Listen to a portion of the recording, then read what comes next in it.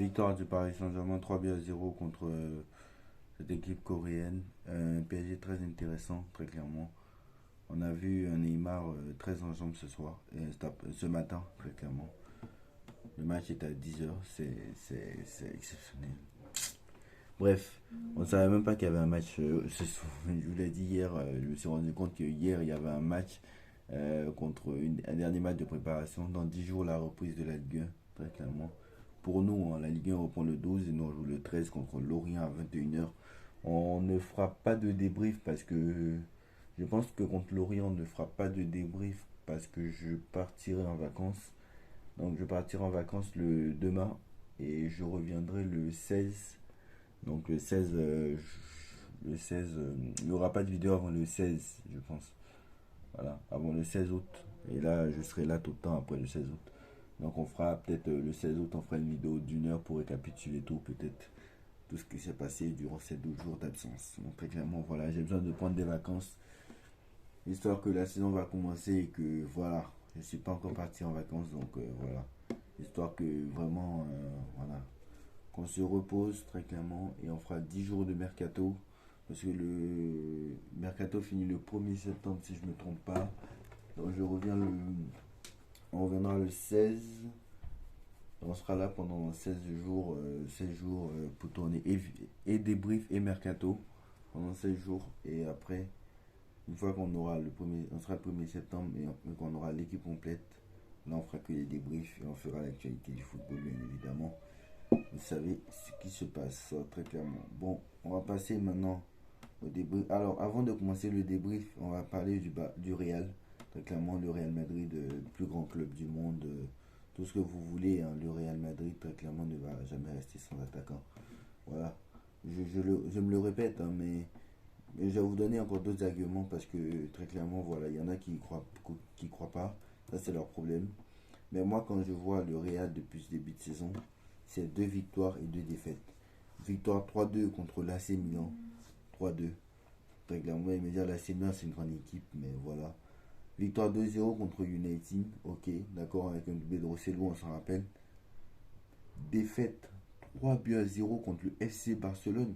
Donc ça veut dire que si, très clairement, pour moi, hein, le Real ne gagnera pas la Liga. Hein. Alors, on n'a pas encore fait le pronostic Liga. Pour tous ceux qui n'ont pas vu les pronos, allez les voir. J'ai fait prono Ligue 1, j'ai fait prono Première Ligue. Je n'ai pas encore fait Bundesliga, Serie A et Liga. Ça sortira dans les prochains jours. Je pense que ça sortira dans 2 semaines. Pas avant. Pas avant. Je pense que voilà. Je pense qu'on ne le fera pas avant. Alors j'essaierai de faire Liga ce soir. Mais pas sûr. Si ça ne sort pas ce soir, ça sortira dans 2 semaines. Et je pense que moi, ça sortira dans 2 semaines. Je pense que ça sortira après le 16 parce que là, pour l'instant, il faut que je fasse une semaine de pause. Et je pense pas que le classement n'est pas prêt, donc les pronos sortiront après le 16. Ça tombe bien, j'aurais vu en même temps les autres équipes. Très clairement, voilà. Et quand je vois le Real depuis ce début de saison, c'est 3-2 contre l'AC Milan. T'en as pris 2 contre l'AC Milan. Bon, l'AC Milan, sans manquer de respect à l'AC Milan. Hein. Mais bon, si je vais pas manquer de respect à l'AC Milan, parce que c'est un grand club d'Europe. Mais voilà, qualifié en Ligue des Champions. T'as gagné 2-0 contre United, mais surtout, t'as pris 3 contre le FC Barcelone. T'en as pris 3 encore contre la Juventus de Turin qui n'est même pas en Ligue des Champions.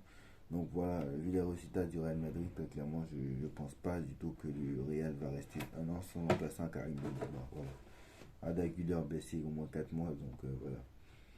Bref, voilà. Si vous voulez croire encore que le Barça, que le Real va rester un an sans numéro 9, ça c'est votre problème. Moi, je pense que Mbappé sera madrilène à 100% et à 115 000%.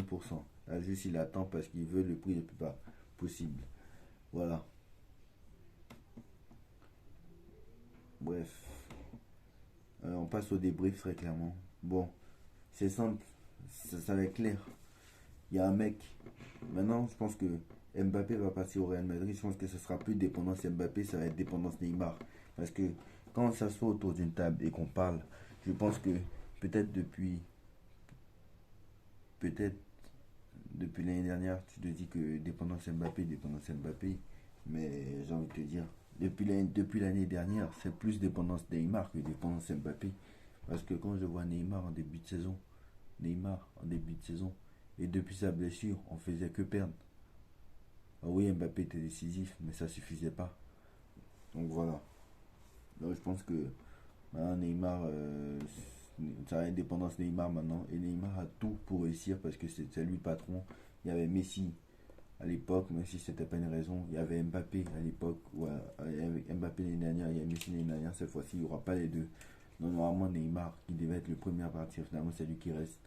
Il a un entraîneur qui connaît très bien et que très clairement, il a un entraîneur qui connaît très bien et qui l'a entraîné quand il était à son prime. Donc au bout d'un moment, Neymar, si tu veux faire ta meilleure saison, c'est le moment, c'est le moment. Comme tu l'as dit toi-même, tous les ans tu dis la même chose mais tu le fais pas. Cette année, c'est le meilleur des moments. Voilà. C'est la dernière chance que je vais te laisser là, très clairement. Parce que là, si tu nous fais comme les années précédentes, là, on va jeter là, ça sera clairement jetez-le à la poubelle. C'est bon. Bon, maintenant, on va parler du match très clairement. Voilà, Neymar exceptionnel. Un Marco Asensio qui marque son premier but sur une passe décisive de Neymar. Neymar, deux buts et une passe. Il vient de rentrer, deux buts et une passe.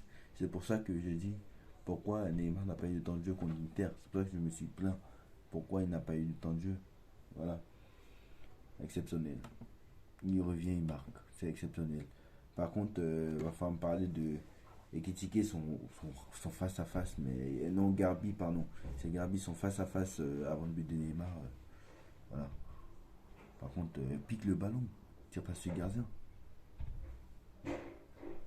Verratti exceptionnel, Kurzawa exceptionnel, Danilo exceptionnel. Voilà. Bernat, j'ai pas compris pourquoi il est à droite par contre. Bon, après, peut-être que Lucien Enrique va nous le dire. Voilà. Ouais, pas grand chose à dire. Par contre, Kurzawa dégage parce que là, c'est plus possible. Kurzawa, il est catastrophique. Voilà. Même je préfère Naga à la place de Kurzawa.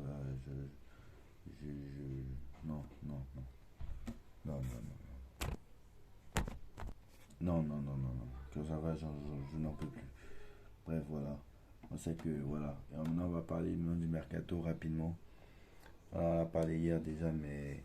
Ah, déjà, Enrique arrête de mettre Asensio à gauche parce que là, j'en ai marre aussi. Parce que, comme par hasard, Asensio a joué à gauche pendant toutes les matchs de préparation. Tous les matchs de préparation, il n'a pas marqué. Il n'a rien fait. Mais aujourd'hui, où il joue à droite, il marque. Comme par hasard. Comme par hasard. Donc voilà, arrête de mettre Asensio à gauche. Asensio, c'est toujours son poste, c'est toujours à droite. Depuis que L'Oréal, il joue à droite. Voilà, j'ai pas peur de le dire. Bref, maintenant on va parler de Mercato. Gonzalo Ramos, tout proche de signer au Paris Saint-Germain. Très bonne pioche du Paris Saint-Germain. 80 millions d'euros, c'est pas si cher que ça. 80 millions d'euros, c'est vrai que c'est cher, hein, 80 millions d'euros, mais tu as besoin d'un attaquant. Donc, Gonzalo Ramos, 80 millions d'euros, c'est bien. Colomboigny, c'est bien aussi. Donc, on verra ce qui va se passer. Pas encore officiel et officiel, mais c'est tout proche de se faire. Dites-moi en commentaire ce que vous en pensez. Dites-moi si vous avez vu un bon match du Paris Saint-Germain ce soir. Et est-ce que vous pensez des pistes Gonzalo Ramos et Colomboigny. Dites-moi en commentaire ce que vous en pensez. En tout cas, le Paris Saint-Germain s'impose 3-0. Neymar de retour. Neymar exceptionnel.